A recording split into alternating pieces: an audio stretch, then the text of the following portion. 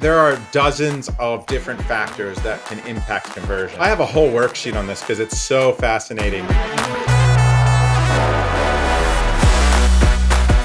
What we'll do is we'll launch targeting almost all those major keywords, almost in exact form, just to make sure we're establishing high relevancy with Amazon. We're covering all the root words that we found. We group them by that way so that they kind of perform similarly. So going back to the toiletry bag example, all the bathroom bag keywords should perform similarly for your product, and all the men's shaving bag keywords should perform similarly for your product. So if you group them together, it's usually easier to optimize it that way. So then you've turned on maybe 20, 30 campaigns and you're targeting a couple hundred keywords. Now you kind of just need to go through that and look at, where am I performing well? How am I doing from an impression standpoint versus my competitors? So after that fourth, fifth, sixth day, when you start to rank on the first page and you're starting to get first page impressions organically, you can start to use some advanced data from Amazon. You want to, first of all, be tracking all of those keywords, right? So your organic placement on all of them. But then you need to kind of look at, what is my impression share percentage? What is my click-through share, my click share percentage? And then how is my conversion rate doing versus, let's say, the average of the top 3 sellers for that keyword, right? What is my PPC performance doing? Once you kind of look at all of those things together, and we've built that out into Data Dive. So when you use a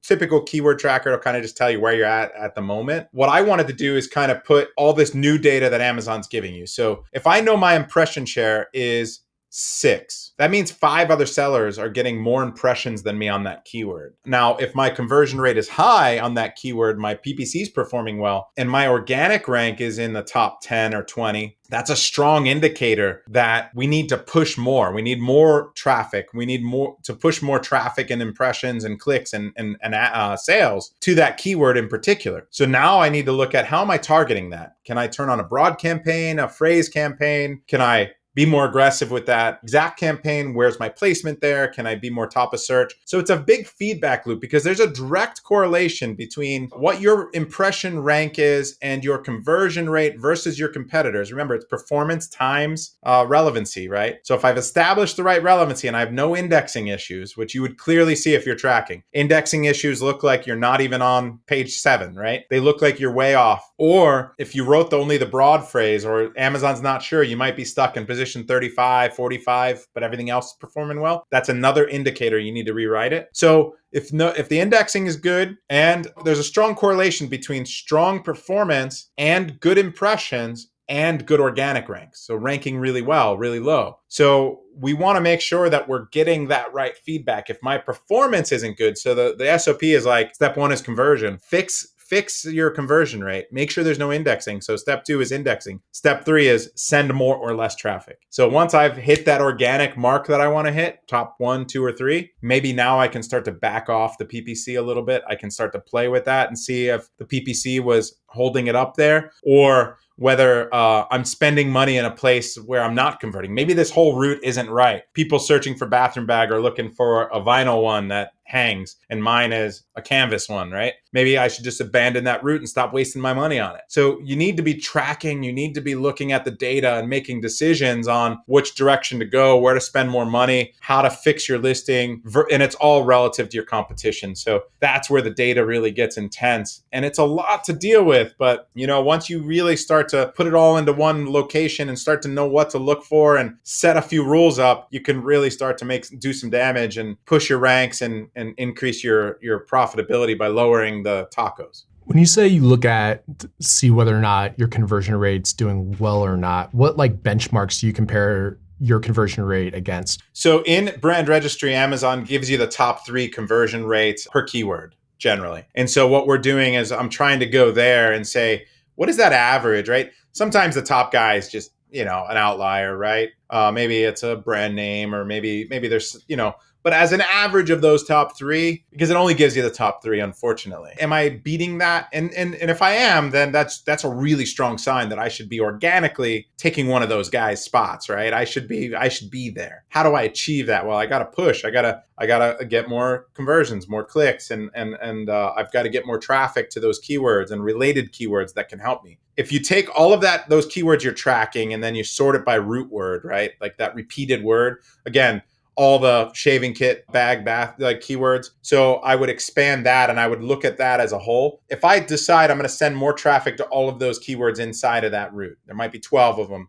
I'm going to get a compounded effect, because remember, every time there's an action on a keyword, all the related keywords get an action. So it's around looking at the data, being very deliberate with your spend and your strategy and the way you group things. That combination is really the magic mix. It's really understanding, like, what levers am I deciding to pull this week, right? Which route am I targeting this week? If you do a little bit over here, a little bit over there, and a little bit over there, you're not going to be as effective. And I think that's the strategy most people use. They got data over here, data over there, and then they're like, let's push that keyword and this keyword, and they're not really related. And so you're always fighting an uphill battle, and it's really tough. If you look at your conversion rate and compare it against those top three, and you're like really far off, what do you do next? Like, what are the first areas for you to dive into to try to improve that conversion rate?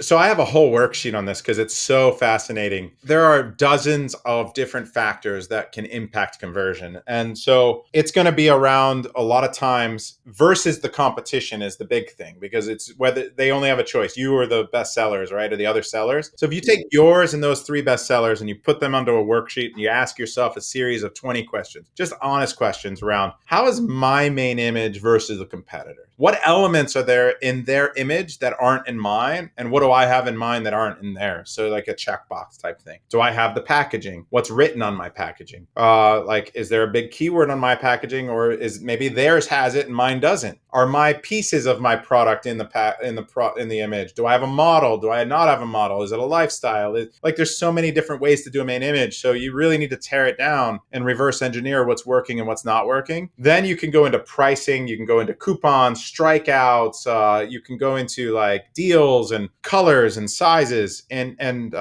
just overall value. So you can really tear it down. And sometimes you'll come to a conclusion like, I'm only ever going to be fifth. Like, I'm not going to beat those guys. Like, their value's great. They really nailed the design. They've got patents or designs. I'm not going to just copy them. Like, there's a bunch of copycats. I'm okay just being seventh. And I'm going to make my $100 a day profit. I'm just going to optimize for that. And I'm going to move on now to these other products. And I just got to move on. But so, a lot of times what you'll do is when you go through that worksheet, you'll say, man, this main image, I just had this when I was in China in January. One of my best selling products was starting to fall off. We went from 40 a day to 12 a day. I was like, what is going on with this product? And it was a PPC strategy combined with a competitor coming in with a very similar design and a much better main image. They had just updated the main image. They put the packaging in it. And I said, like, I went through the worksheet with my team. I showed them how to do it. And I said, look at their main image. And I went to my design team and I said, look at ours. Ours needs to beat theirs. Full stop. Do what you got to do. Turned it around, and we're back up over 40 or 50 a day. It was just a matter of making sure that we fixed the main content. We got aggressive with some deals to boost it back up. And luckily, we had enough of a head start on that competitor that they weren't able to come in and take more market share before we realized it. But it was like a sudden drop off. Like, they were coming in.